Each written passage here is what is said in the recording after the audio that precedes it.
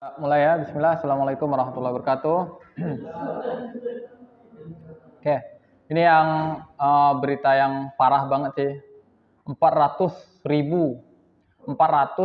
pasangan di Indonesia cerai setiap tahunnya. 400.000 pasangan. Pasangan kan berarti suami istri ya. Kalau 400.000 berarti kalau suami istri ya berarti 800 jadinya. Dan itu cerai setiap tahun. Ya, mohon maaf ya, apalagi kalian ya, yang laki-laki maupun yang perempuan, rumah tangga tuh nggak kayak film-film yang bahagianya doang. Di situ banyak konflik, keegoisan, emosi, berantem, ngurusin anak, ekonomi, ribet lah. Orang tua tuh bener-bener stres, pusing. Jadi kalian jangan nambah beban lagi masalah di keluarga. Kalau bisa kalian udah belajar mandiri. Udah bisa mandi sendiri, ngelipet baju sendiri, masak. Kalau bisa jajan lu udah punya usaha sendiri. Kecil-kecil udah punya bisnis. Udah punya penghasilan. Setiap hari kalian ngasilin berapa ratus juta gitu kan. Senang orang tuanya. Nah, jadi 62% karena tidak mampu mengelola pertengkaran. Rata-rata kalau nggak perempuan, laki-lakinya. Kalau bertengkar langsung, kita pisah, kita cerai. Aku udah nggak bisa hidup sama kamu. Pulangin aja aku ke rumah orang tuaku. Nah. Jadi dikit-dikit pisah, dikit-dikit. Makanya dalam pernikahan, kalian harus paham agama dulu. Halal haram dalam rumah tangga seperti apa. Wajibnya, sunnahnya. Hak suami kepada istri itu ada. Hak istri kepada suami itu ada. Jangan sampai kalian nggak tahu apa ya hak istri aku ya. Kalau kalian nggak tunaikan hak istri itu dosa. Setiap hari kalian dapat dosa. Kalau istri nggak menunaikan hak suaminya itu dosa juga. Coba kalian tanya bapak kalian. Pak, bapak tahu nggak hak ibu apa? Rata-rata pasti mereka nggak tahu. Atau kalian tanya ibu kalian. Ibu tahu nggak hak bapak? Rata-rata mereka nggak tahu. Padahal itu yang wajib. Kalau hak kita sebagai hamba Allah, kan hak Allah tuh kita wajib menyembah, taat, itu hak kita kepada Allah. Ada juga hak anak kepada bapak, itu ada haknya. Hak bapak kepada anaknya ada juga. Hak anak kepada ibu ada, hak ibu kepada anak ada juga haknya, beda. Setiap orang tuh punya hak masing-masing. Hak teman kepada teman tuh ada haknya. Jangan sampai kita melukai hak mereka, itu dosa kita. Nah, jangan sampai juga kalian yang menyaksikan langsung ibu bapak kalian bertengkar, jangan sampai kalian cuma diem, nggak bisa jadi penengah. Cuma nonton, cuma nangis, ngadu, curhat gitu kan. Jangan sampai ya, kalian harus tahu trik-trik cara menyatukan orang tua yang lagi berantem. Atau jangan malah kalian pro salah satu. Kalian dukung ibu, udah bu, lawan aja bu, gak usah takut. Atau kalian pro ke bapak, aduh pak, langsung aja pak, tampar pak, pukul pak, gitu kan. Tenang pak, aman pak, gitu. Jadi jangan malah kalian dukung salah satu, memihak. Kalian harus pro dua-duanya dan menyatukan dua-duanya. Akhirnya jangan malah kalian misalnya berpisah, kalian ngikut bapak atau ngikut ibu, kalian membenci salah satunya. Biasanya umumnya ya kalau bapak ngeliat tuh, kalau anak yang ikut ibu rata-rata pasti benci bapak. Tapi kalau anak ikut bapak pasti tetap sayang sama ibunya. Karena kalau anak ikut ibu rata-rata mereka egois dan ibu kan sifat ibu kan suka menceritakan keburukan. Pasti nyeritain buruk-buruk tentang suaminya. Sehingga anaknya jadi benci. Tapi kalau anak-anak yang ikut bapak, rata-rata bapaknya itu pasti menceritakan kebaikan ibunya. Nyuruh nanti, nak, kamu datang ya ke ibumu nanti ya. Kalau kamu udah besar, tetap kamu wajib bakti. Bapak itu memberikan pemahaman biar anaknya tetap mencintai ibunya. Walaupun ibunya salah apa, dia tetap menerangkan kebaikan bahwa anak wajib bakti ke ibunya. Jadi kayak gitu. Makanya kalau perempuan-perempuan, mudah-mudahan jangan sampai cerai ya, na'udzubillah. Tapi dosakan jangan pernah menceritakan aib pasangan. Dan kalau bisa, udah satu pasangan, jangan ada kata cerai pisah. Kalian udah mau hidup bersama, ya udah selama-lamanya. Jangan lagi kalian pisah cuma karena kurang makanan, kurang duit, kurang perhatian. Banyak keluh-keluhannya, nggak boleh. 400.000 janda setiap tahun. Jomblowati makin tersaingi. Jadi kan janda kan 400.000, janda 400.000. Jadi yang bukan janda, yang anak-anak gadis itu kalah. Kenapa? Janda kan lebih menggoda katanya. Nah, akhirnya yang gadis-gadis itu kan pada nggak laku. Akhirnya mereka sampai mengumbar dirinya, menjual dirinya secara gratis dengan cowok-cowok lain agar dia dinikahin. Maka ini nggak boleh, haram dalam Islam. Lalu pernikahan itu indah sebagai fiksi, tapi berbahaya sebagai fakta. Rocky Gerung. Karena minimnya literasi pernikahan, nikah harus punya bekal ilmu. Nih, yang wajib tuh ilmu. Rata-rata orang nikah cuma nikah karena nafsu. Dia nggak tahu ilmunya, nggak tahu hukumnya, nggak tahu mengelola pertengkaran. Kalau istri lagi ngambek, apa yang dilakukan? Istri marah, apa yang harus dilakukan? Mereka nggak tahu. Kalau suami lagi marah, apa yang harus dilakukan istri? Itu harus tahu. Jangan ibu membakar api, bapak nyirem bensin. Ya makin besar lah apinya. Atau ibu nyiapin bensin, bapak bawa api, makin besar apinya. Sehingga satu keluarga hancur, terbakar, rumah-rumahnya gosong. Tapi harus ada yang jadi air. Menyala bangku. Keluarga menyala. Nah, takut mikir jodoh anakku yang baik di zaman yang banyak generasi. Sekarang ini kan banyak generasinya. Gen Z, gen milenial, gen baby boomer, macam-macam lah. Nyari pasangan yang benar zaman sekarang susah. Heran banget. Yang benar makin langka, takut punah. Ya, banyak ya kalau Bapak lihat tuh ya. Laki-laki yang benar itu rata-rata kalau ngelamar perempuan ditolak. Tapi kalau laki-laki yang nggak benar ngelamar itu diterima. Paham nggak maksudnya? Mungkin kalian belum paham ya. Kalau kalian udah besar, kalau kita niat baik-baik ngelamar, itu sulit, dipersulit. Tapi kalau misal hamil duluan, terus berbuat hal-hal yang aneh duluan, itu langsung dinikahin. Akhirnya orang berpikir, oh kalau mau nikah ya kita berbuat yang maksiat dulu, dosa dulu. Jadi itulah kondisi zaman sekarang nih ya, naudzubillah. Karena kan banyak kasus-kasus yang ketangkap, entah dia berzina, pacaran, akhirnya dinikahkan. Karena dinikahkan dalam keadaan terpaksa, apalagi anak ini masih labil, rumah tangganya makan di rumah masing-masing. Karena belum tahu cara nyari nafkah kan. Jadi makannya di rumah orang tua masing-masing. Udah tuh nikah lagi suami istri tapi makannya kembali ke rumah orang tua masing-masing. Karena masih kecil.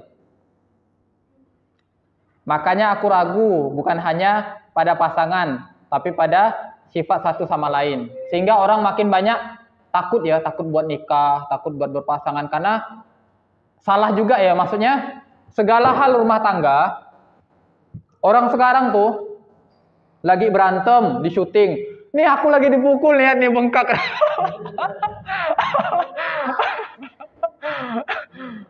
Berantem dipukul. Lagi marah, lagi apa?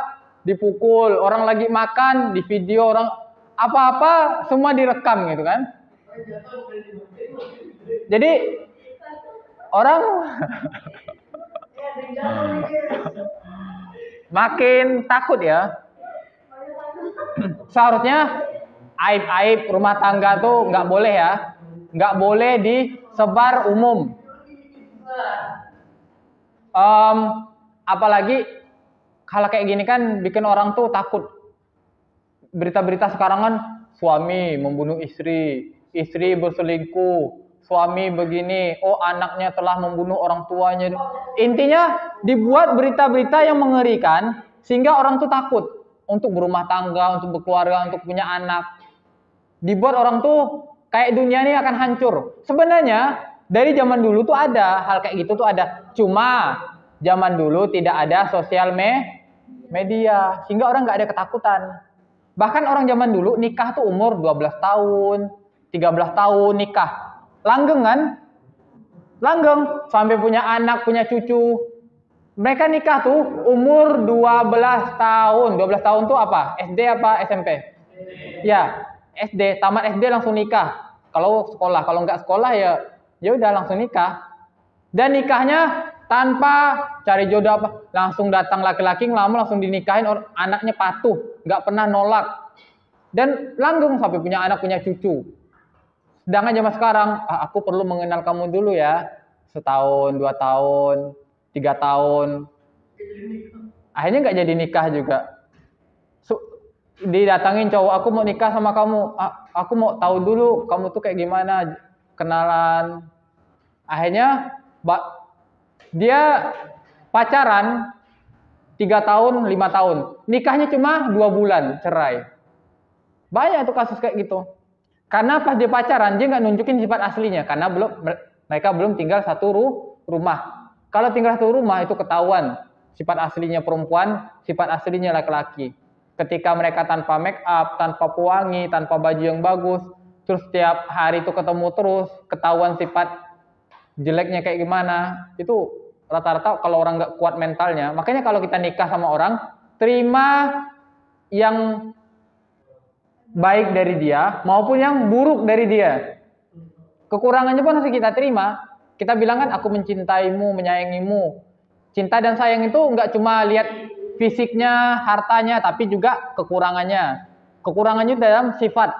Sifat orang tua beda-beda. Maka itu perlu penyesuaian dulu. Nah, makanya nggak boleh dalam Islam tuh diharamkan pacaran. Haram, nggak boleh. Karena pacaran itu udah pasti zina. Mustahil mereka pacaran cuma pakai cinta, pasti pakai nafsu. Mustahil pacaran cuma aku pengen pacaran tuh biar aku semangat belajar. Kalau ketemu dia tuh aku tuh suka ngerjain PR katanya. Padahal tuh alasan, dia nunggu kesempatan aja untuk ngancurin ceweknya tuh. Sampai ceweknya nangis-nangis nggak mau diputusin. Karena udah diambil mahkota berharganya. Jadi jangan mau kalian terbujuk rayuan buaya KSB.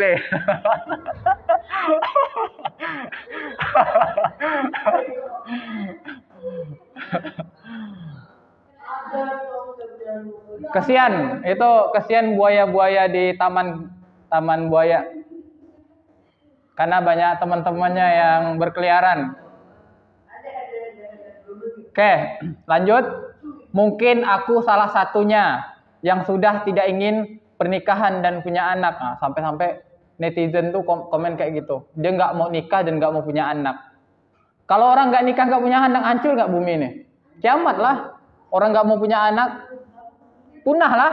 Kayak Jepang kan, Jepang tuh bahkan 2050 dia dikatakan punah. Karena mereka nggak mau punya anak. Kalau orang nggak ada yang melahirkan, hancur lah dunia. Akhirnya bumi yang ngisi hewan-hewan semua lah.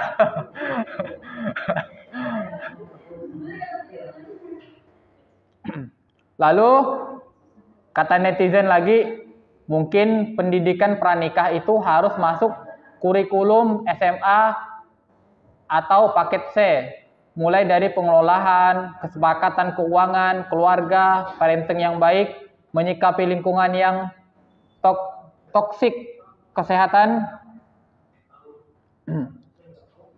reproduksi dan anak dan semacamnya. Nah, ya betul ya. Kalau Bapak di pesantren tuh, kita tuh kelas 3 SMA itu wajib belajar fikih pernikahan, satu buku tebal gitu.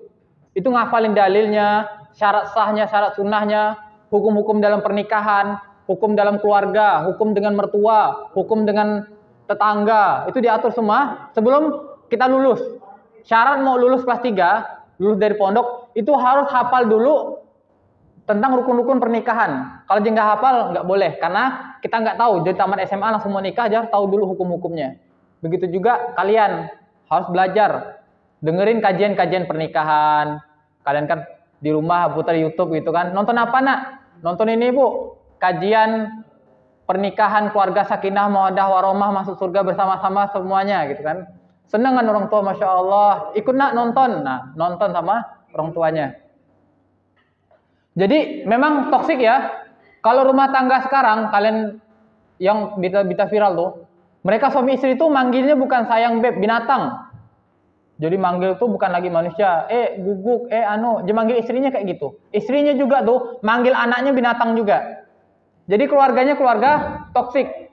Karena memang lingkungannya, pergaulan dengan teman-teman geng-gengnya, komunitasnya, itu kalau manggil orang tuh memang binatang. Padahal Bapak udah pernah bilang kan, nggak boleh ya nyebut nama orang tuh binatang. Kenapa? Dosanya kenapa? Ingat nggak kenapa? Hah? Udah lupa? Kan waktu kalian awal masuk. Nih, Allah tuh nanti nih kalian yang nyebut-nyebut nama orang dengan binatang, Allah panggil tuh. Kata Allah, apa kamu lihat aku ciptakan dia sebagai binatang, kata Allah. Itu azabnya besar itu. Bagaimana bisa manusia yang Allah ciptakan dengan wujud manusia, kalian panggil dia binatang? Allah marah, murka Allah. Berapa kali kamu nyebut dia binatang, Allah azab, Allah siksa.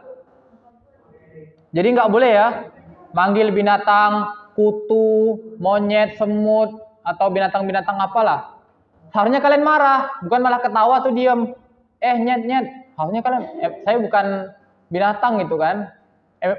Kalau dia ngina kita binatang, berarti kamu ngina bapak saya sama ibu saya. Bapak saya sama orang tua saya bukan monyet gitu kan. Kakek nenek saya bukan monyet. Kenapa kamu menghina orang tua saya gitu kan? Nabi saya bukan binatang gitu kan. Tuhan saya bukan nyiptakan saya sebagai manusia, bukan binatang. Kenapa kamu ngatain saya dan menghina orang tua saya juga gitu kan? Karena orang tua saya berarti melahirkan binatang. Saya kan binatang gitu. Sini saya gigit kamu gitu kan. Saya kan binatang gitu. Gigit langsung dia kan. Misalnya dia bilang guguk, langsung cakar aja kan. Jurus harimau gitu. Tapi pasti dia manggil tuh dengan panggilan yang jelek-jelek. Nggak mungkin dia manggil kalian yang harimau, serigala, nggak mungkin. Pasti manggil kalian dengan binatang-binatang yang menghina dan memalukan. Harusnya kalian marah. Jangan malu nonjok atau berantem dengan orang kayak gitu. Karena sudah ngina orang tua kalian juga. Lawan aja. Nggak boleh, dosa, minta maaf. Nah, lanjut. Saya malah terlanjur kepikiran. Jadi berapa anak yang hidup dalam broken home atau malah terlantar? Kali berapa ke angkat cerai kira-kira? Nah, banyak anak broken home ya. Dan anak broken home nih, itu target para psikopat. Jadi psikopat tuh, dia bisa nilai nih. Anak orang-orang psikopat, terus orang-orang yang ingin melakukan pelecehan seksual atau pelecehan apa, atau sodomi. Kalau laki-laki sodomi. Sodomi itu dia laki-laki, memperkosa laki-laki juga. Nah, itu namanya sodomi. Sodomi itu laki-laki memperkosa laki-laki, tapi lewat belakang, lewat nya. Itu haram ya. Nah, itu tuh, sodomi tuh, perhatikan, sodomi itu dilakukan oleh orang-orang LGBT, bencong-bencong, banci-banci. Mereka memperkosa sesama laki-laki, makanya mereka kaum yang diazab. Kalian, kalau nonton film-film ada bencongnya, itu skip, langsung scroll, jangan kalian tonton. Pertama, awalnya kalian jijik. Apaan sih? Tapi kalau kok lucu ya? Pertama kan jijik, kedua lucu. Kok bagus ya? Ternyata akhirnya jatuh cinta, akhirnya ngelakuin. Makanya jangan pernah video kayak gitu, kalau bisa laporkan. Tekan titik 3, laporkan konten seksual atau konten apa, laporkan, klik langsung biar dia kena blokir sama Instagram atau YouTube atau TikTok. Jangan kalian lihat video kayak gitu, nonton biarin aja, atau kalian like. Nah, itu dosa, kalian ditanggung jawab di hari kiamat sama Allah. Kok kalian nge-like video orang yang joget-joget, temennya joget gitu kan, ada temen, ini kan adik kelas aku ya joget-joget ya, kalian like gitu kan, mantap jogetnya gitu kan. Nah, dosa itu ya. Nanti hari kiamat kalian dipanggil sama Allah. Kenapa kamu nge-like fotonya? Dia kan lagi bermaksiat, kamu suka dia maksiat gitu kan, kamu gak ngelaporin dia. Nah, jadi kalau ada orang maksiat kalian laporkan. Jangan kalian tonton, bagus ya, mantap ya, laporkan. Sehingga konten-konten Instagram, YouTube atau TikTok tuh dihapus langsung sama medsos langsung.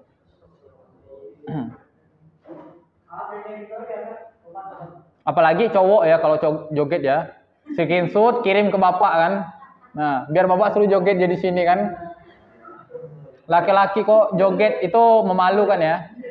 Laki-laki tuh main bola, berantem, jihad. Itu laki-laki. Bukan malah goyang-goyang. Misalnya perang. Perang nih antara Indonesia lawan Amerika. Dia malah joget-joget, lalu ditembak kan, dibom kan, dirudal.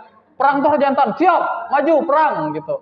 Ampun pak, jangan pak, saya takut pak. Itu kayak perempuan, naudzubillah. Jadi kalau ada teman-teman, kalau misalnya bulan Ramadan atau pas taraweh, dia kayak perempuan, tepis saja dia, malu-maluin gitu kan. Kamu tuh laki-laki gitu kan.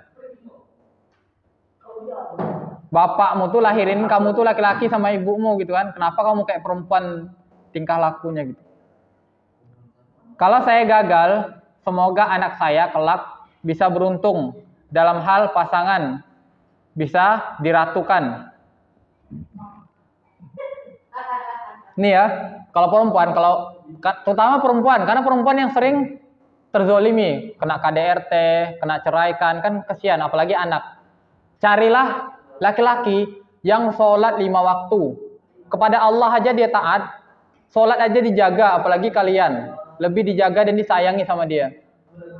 Tapi kalau laki-laki nggak sholat, nggak ngaji, walaupun dia romantis, suka kata-kata gombal, itu tuh bullshit, pura-pura dia bohong. Nanti kalau udah nikah, kata-katanya kasar, sama Allah aja nggak takut, apalagi sama kalian. Ditampar-tampar aja kalian, dipukul, dihina, caci, dimaki. Jadi carilah laki-laki yang sholat 5 waktu. Jangan kalian lihat dia ngerokok, oh keren ya dia ngerokok ya, keluar asapnya dari mulutnya gitu kan.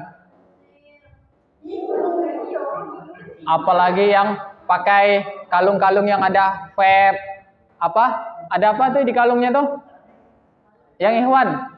Biasa cowok-cowok pakai kalung apa tuh? Yang buat ngerokok tuh? Selain vape apa? Vot. Hah? Kok pada tahu? Hati-hati ya, standar TikTok tuh bahaya, ngerusak otak ya. Terus wajar kalau ngerasa khawatir karena banyaknya isu-isu yang sedang hangat di media sosial, tapi bukan berarti kita menutup diri tentang itu. Jadi apalagi kalangan artis itu kan biasa dalam mereka tuh cerai di syuting. Itu tuh nggak boleh ya orang cerai di syuting. Akhirnya orang melihat cerai itu sesuatu yang buruk, sesuatu yang menghinakan. Kan mental orang jadi kena.